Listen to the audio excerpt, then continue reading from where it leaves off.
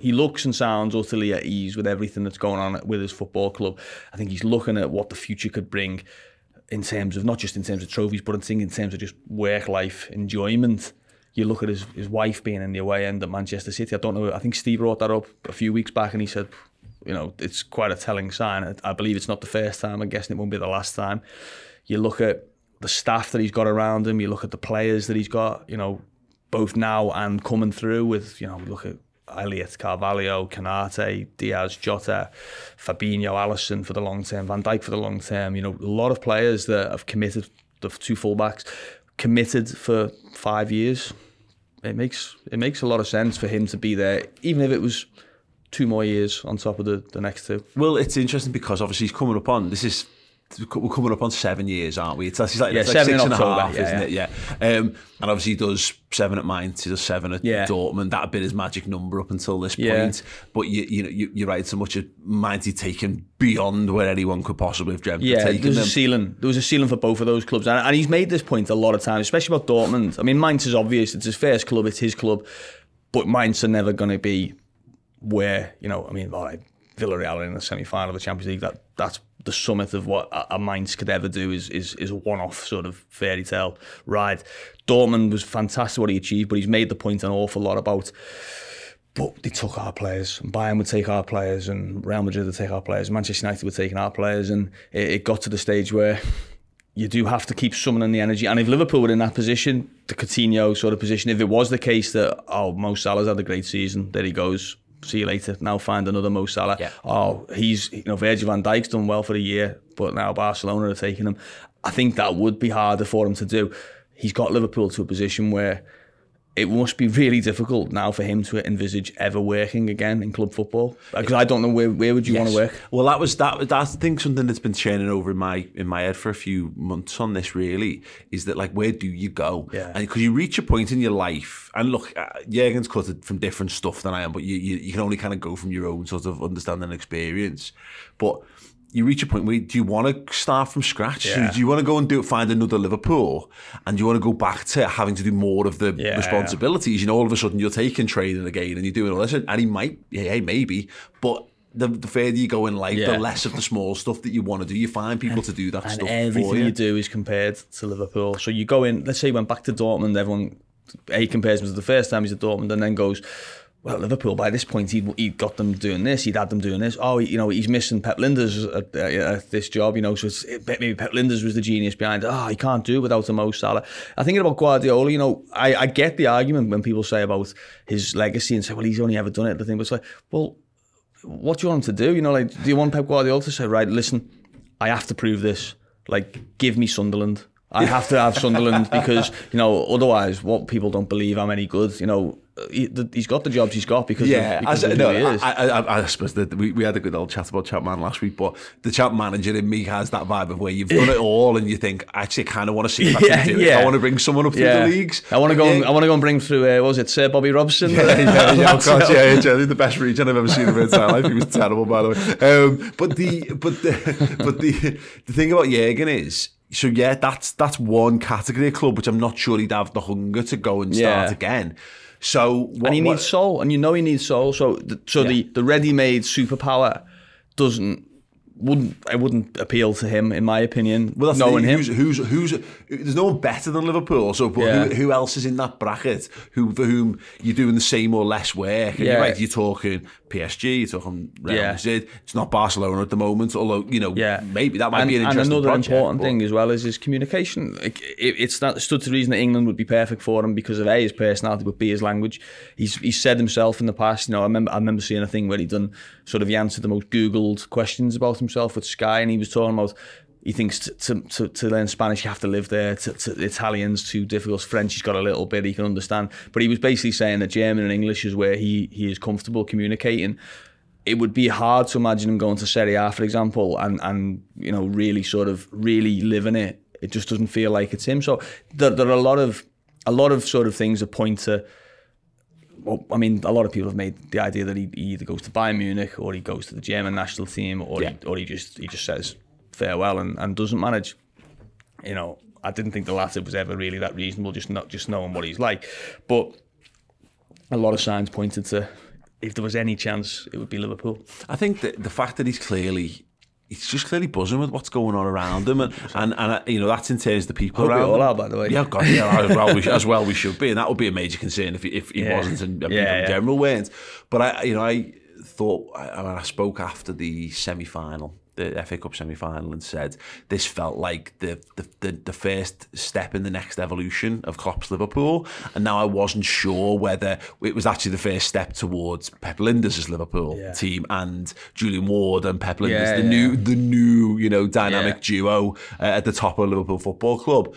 But in seeing, you know, the Diaz coming in, and you mentioned already some of the younger lads who come through, you know, bringing Carvalho in, Elliott's there, Jones is there. The really good lads are tied down to contracts. There's still stuff to be sorted with the old school front three, but even like the change to 5 subs, which means that Liverpool are probably going to open up in terms of who they'll have to have more and better players available. And whether he's just gone, all of a sudden, you know, if you've not signed Diaz and you've not signed Jota and you've not signed Canati, or they've not worked, and you're going, Jesus Christ, I've still got the same team. It's where Kenny struggled a bit.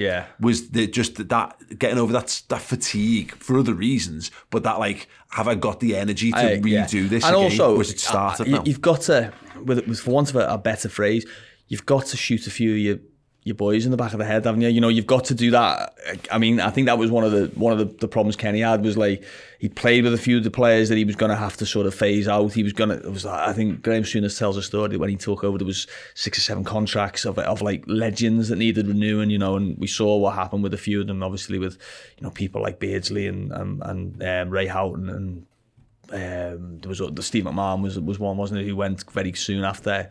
Grobbelaar was coming to the end. Alan Hansen retired sort of there. So they're tough decisions. They're a lot easier to make when they're made organically almost. And I someone said it last night, I think it was Miguel Delaney, it might have been tweeted about, said there's a new, without all of a sudden there's a new Liverpool front three. You know, it is Diaz, Salah and Mane now, isn't it? And that leaves out Diogo Jota and leaves out Bobby Firmino, but you can't argue with it. But that's come from nowhere. You know, that wasn't Liverpool's front three 3 months ago. It wasn't that. Probably 2 months ago, it wasn't that. So for that to happen in that way, and it doesn't then feel like you've been absolutely cold on Bobby Firmino, you've just sort of said, well, look, you're still playing, you're still getting your games, it's gone this way. It's a lot better than just getting to the stage where you go, right, we've done everything, I need 6 new players now. You're doing it very, very gradually. And Liverpool, you know, Liverpool haven't always had praise for that. And I think they've made some mistakes in short-term sort of mistakes. You know, last January being a pretty good example. I think probably the previous summer being a good example with leaving themselves short with centre-backs.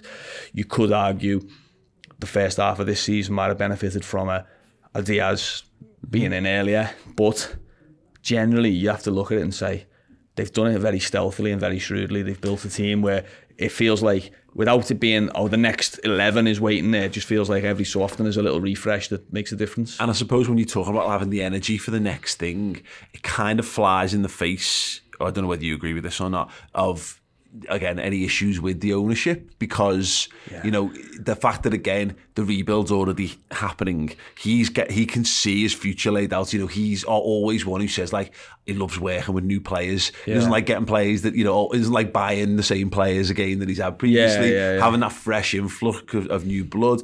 Again, the handover from Michael Edwards to Julian Ward speaks very highly of that, because he's going to be working. He's going to be his other right hand man, or his left hand man, I suppose. Listen, he's pretty much already there now. You know, the handover officially takes place in June. It's been taking place since when was it? September, I think, when it was announced, or August, September. So that's obviously going well. I mean, from Julian Ward's perspective, that's a massive. Diaz is a massive tick in the box, and Carvalho will be a massive tick in the box, because one, it gives him the trust of the owners, because he said, you know, his job is to convince the owners, look, we need this guy now, we need to pay this much for him. It's been done, and he's made that impact. Carvalho is someone who was courted by a lot of clubs, and maybe could have, in another world, could have ended up at Man City, could have ended up at Borussia Dortmund or Leipzig or whatever. Liverpool have got him, and so he's off to a flyer, if you want to put it that way. You know, he's got off to it on a good foot. If his first signing was, let's say, Mo Salah's replacement, and all of a sudden it was like, oh God, this hasn't gone well straight away, then it puts him on the back foot, and it maybe, I wouldn't say undermines his authority, but it challenges it. Yeah, in a wider sense, I think there's also that thing of, again, he's not like a beleaguered manager at odds with the ownership who aren't backing him, who aren't backing Liverpool. And again, this isn't Dortmund where he's like, I'm being told I've got to get rid of all my best players every year. Again, there's a real show of good faith that Liverpool have got plans. Actually, because they've already been planning for Jurgen to leave by putting a lot of this stuff in the long-term contracts and stuff in place. So again, that must be a great sense of comfort in that regard. There's also another thing of play which, you know, I'm guessing there'll be a lot of amateur detectives sort of reading between the lines now about, we've been talking about Mo Salah's contract and him saying these things, and, you know, it's not just about the money and it's not just about that, and, you know, it's an obvious thread to pull out now and say, well, was he just saying, look, I want to know what the manager's going to be doing, I want to know who my manager's going to be if I'm signing a 4-year contract. Who knows, you know. It could be it could work either way. It could be I'm hoping he's leaving. It could be I wanted a new manager, or I was ready, you know, I was preparing for a new manager, or whatever. But more likely than that, of course, it could be I'm into. Count me in. You know, 4 more years. Let's go. Let's have it. Yes, that was a free section from this week's Journo Inside Show with Neil Jones. If you want that full show, head over to redmenplus.com for more chat around what it means for Jurgen's contract extension and the latest on the links for Aurelien Tchouameni to Liverpool this summer. Journo Inside streaming exclusively in video and in podcast form on Redmen Plus right now.